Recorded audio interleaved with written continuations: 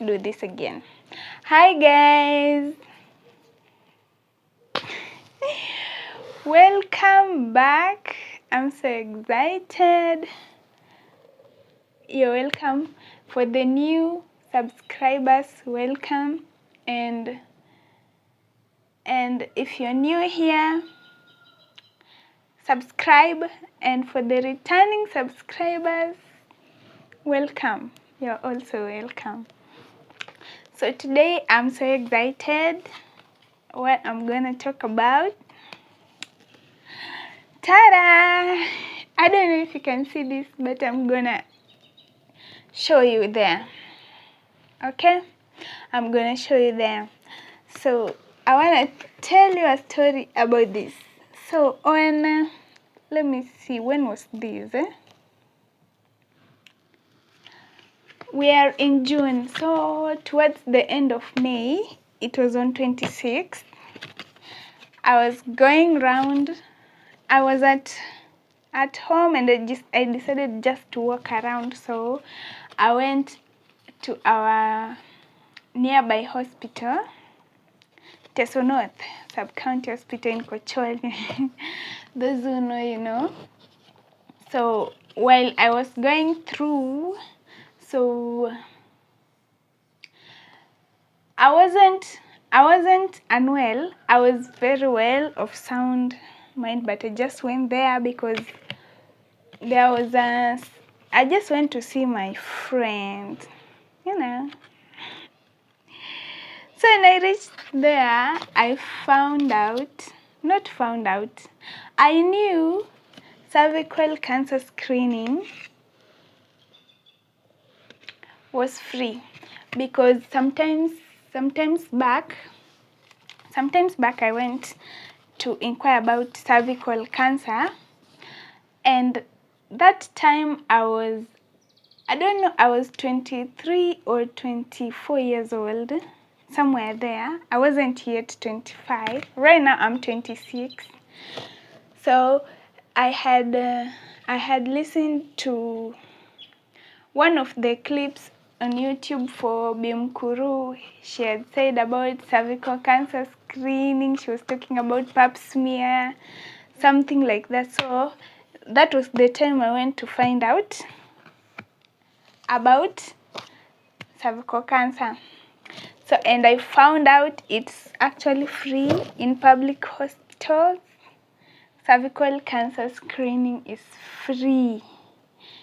So that time I went there, I wasn't screened because the screening was done to 25-year-olds and above. I think I was 23-year-old.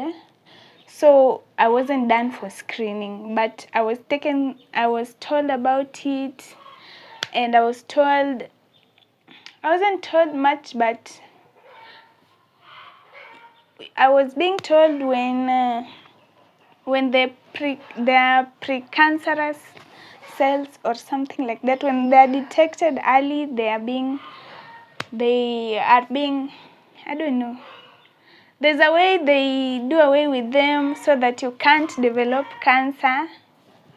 Yeah, as you all know, guys, there are people who have cancer and they go through a lot. The treatment is expensive. I'm praying for them so that they get well. So all those stuff I was being told. So this time, last month, the end of last month, I was around the hospital, so I decided to go get checked.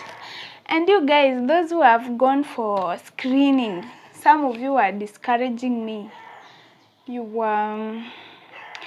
That is the one thing that had held me back from going to be screened when I turned 25. So now I'm 26. So I asked some of you women, how is the screening, the experience, those who have? And you guys are discouraging me.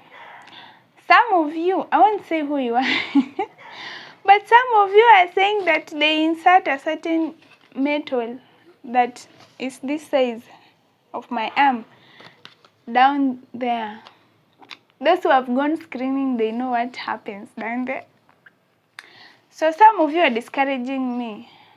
That's not good. I found out it's not what you guys told me. It's totally... So I went. I found a very lovely, I don't know, it was a clinician or a nurse. I think it was a nurse. She was very nice. You know the stereotype we have of nurses in public hospital, the ones who would treat you bad, but this time I think I was lucky. I found a very lovely nurse. She took me through the process. I asked her, the first thing I asked her was, is it painful? Because me, I'm so afraid of pain. Like anything involving pain, even the prick that they usually do to test malaria, I'm usually afraid even of needles. So the first thing I asked her, is it painful? Then she told me, it's not painful actually, but you'll experience it whenever you feel some pain. You just tell me to be easy on. Yeah, that's how she was. So I didn't even believe she's in a public hospital. Like, so she took me through the process. So in the room where the screening is done, in the screening room, there's a chart for explaining if you are positive, how your cervix will look like. If you are negative, how your cervix will look like. And if you have already developed cancer, how your cervix will look like. So that's what she showed me. This is the cervix, is where the baby passes when the baby is born. And she told me that and it was a tiny hole, like a needle hole. So she told me that's the place the baby will pass when she comes out, when you're giving birth. And that's what, and the opening of that hole is that's why there is a lot of pain. That's what is labor. The labor is the pain that comes from the cervix opening so that the baby's head can fit there. So she explained to me that, and I was like, whew, wow. So that space will open until the baby's head and shoulders pass through. Yeah, but giving birth is a lovely, I think for those who have babies, I think it's also an experience. It's an experience I would love to experience someday, God willing. So yeah, so after she took me through, she showed me the chart, how the cervix will look like. She also took me through the process, the position that you're supposed to be in, ready for screening. So I don't know what the position she called. You lie on that bed, then you put your legs, I don't know, but she told me, I can't demonstrate to you here. But she told me that that is the same position you will be in when you're giving birth. So those who have children, you understand that position that you sleep in when that's the same position you get to sleep. So you remove your undies. Yeah. Then you be in that position.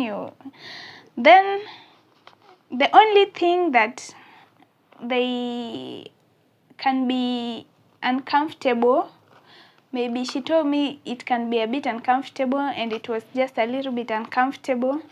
It was she called it a speculum, the one that she uses to open down there so that she can see the cervix.